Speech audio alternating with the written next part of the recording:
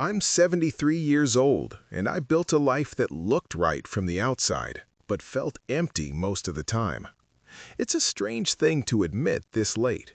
You spend decades convincing yourself everything is fine, that you made the right choices, that this is just how life feels. And then one day, there's more behind you than ahead of you, and you don't have the same energy to keep pretending. So you sit with it, and you realize you were never actually full. I'm not telling you this because I think it will fix anything. I don't think stories like mine fix much. But I suppose, if you're listening, maybe you're at an age where things still bend, where choices still have time to echo differently. At my age, echoes don't change anymore. They just repeat. These days, my mornings are quiet. Too quiet, if I'm honest. I wake up early, out of habit, always have. The house is still. No one waiting on the other side of the day, no urgency, no real reason to rush. I make tea, sit by the window, watch people go somewhere. I used to be one of those people. Always moving, always going somewhere important. Or at least, I thought it was important. I had a good job, that's what everyone said. Stable, respectable. The kind of work you tell your family about with a bit of pride. I wore clean shirts, kept my shoes polished, left the house at the same time every morning. I did what I was supposed to do. That was the whole idea, really. When I was in my 20s, life felt like a list. Not a dream, a list. You check things off one by one: education, job, marriage, house, children, promotions, retirement. Nobody sat me down and said, "This is how you'll lose yourself." It didn't feel like that at the time. It felt like progress. I met my wife when I was 27. She had a quiet smile. Not loud, not demanding. The kind of person who didn't need attention to exist. I liked that. It made things easy. We married within a year. It wasn't some grand love story, no big dramatic moments, but there was comfort. Familiarity. And back then, that felt like enough. Maybe it was enough. Or maybe I just didn't know the difference. We had 2 children, a boy and a girl. I remember holding them when they were small, thinking, this is it. This is what life is about. And I meant it. I really did. But even then, even in those early years, I was already somewhere else in my mind. Work. Deadlines, expectations. I told myself I was doing it for them, that everything I was building was for their future, that one day they would understand why I wasn't always around. And maybe they do understand, but understanding doesn't replace presence. I missed things, not all at once, just small things here and there. A school play, a dinner that ran late without me, a conversation that could have happened, but didn't. I always had a reason. A meeting, a call, something urgent.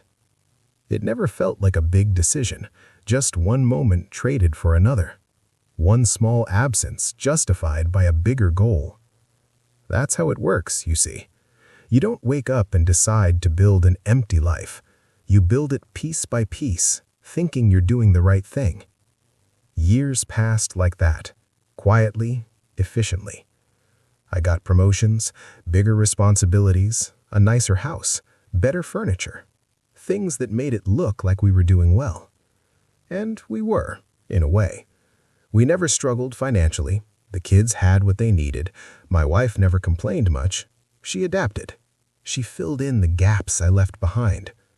She became the center of the house, and I became someone who visited it. Even when I was physically there, I wasn't always present. My mind stayed elsewhere, always calculating, planning, worrying about the next step. I remember one evening, my daughter must have been around 10. She came to show me a drawing she made. I was sitting at the table, going through some papers. She stood there for a moment, waiting. I said, "Just a minute." It wasn't a harsh thing, just automatic. She waited a bit longer, then she put the drawing down on the table and walked away. I looked at it later. It was a picture of our family, all four of us standing together. I noticed something odd. I wasn't in it.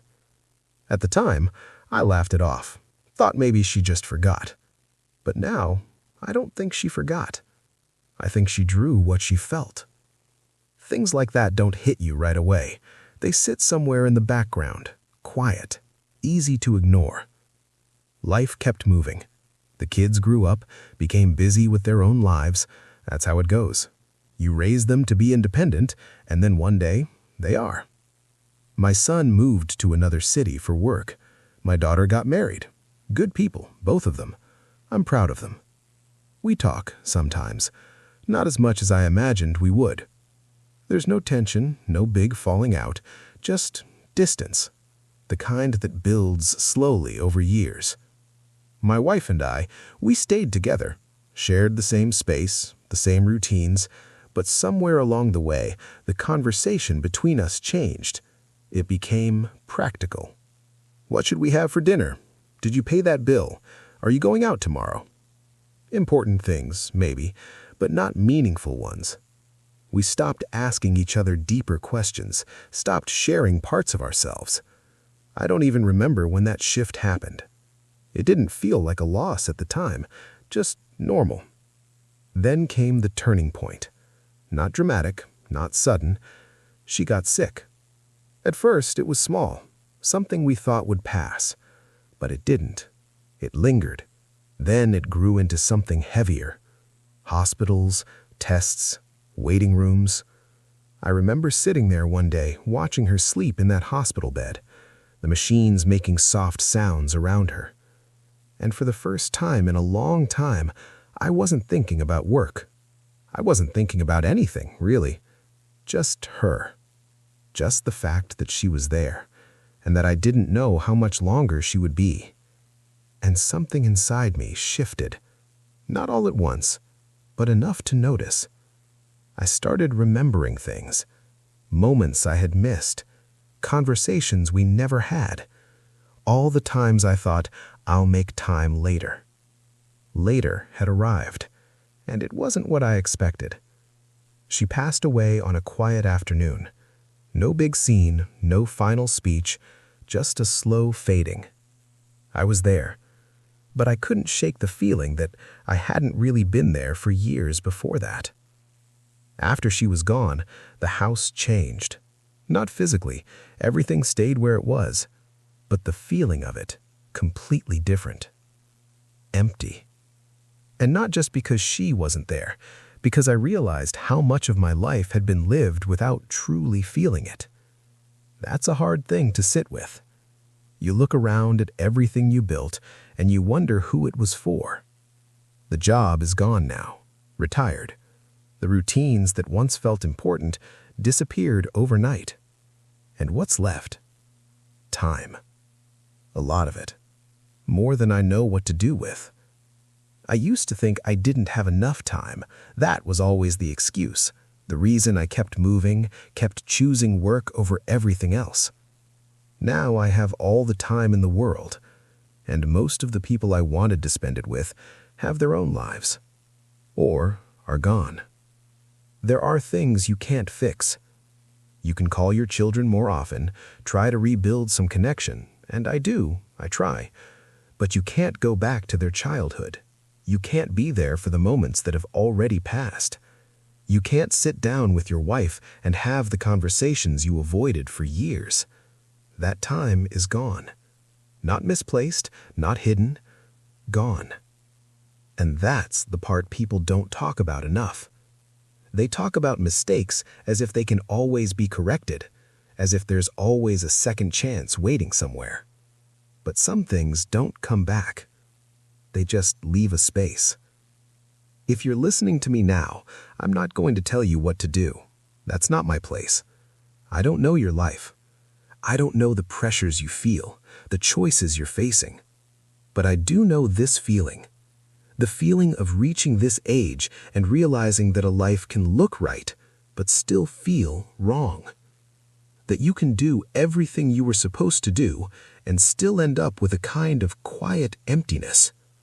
It doesn't arrive all at once. It builds slowly. In the moments you postpone, in the conversations you delay, in the times you choose something that feels urgent over something that is actually important. And you don't notice it while it's happening. Not really. You only notice it when there's nothing left to distract you from it. When the house is quiet. When the days stretch longer than they used to. When you finally have the time you always said you needed, and you realize you don't know how to fill it. If any of this feels familiar, even a little, then maybe just pay attention to that. Not because you need to change everything overnight, but because those small moments, they matter more than they seem. I used to think life was about building something solid, something that would last. And maybe it is in some ways, but I think I misunderstood what that something was supposed to be. It wasn't the job. It wasn't the house. It wasn't the image of a life that looked complete from the outside. It was the moments I let slip through my hands without noticing. That's what I miss now. Not the achievements, not the recognition, just the simple things. A conversation I didn't have, a moment I didn't show up for,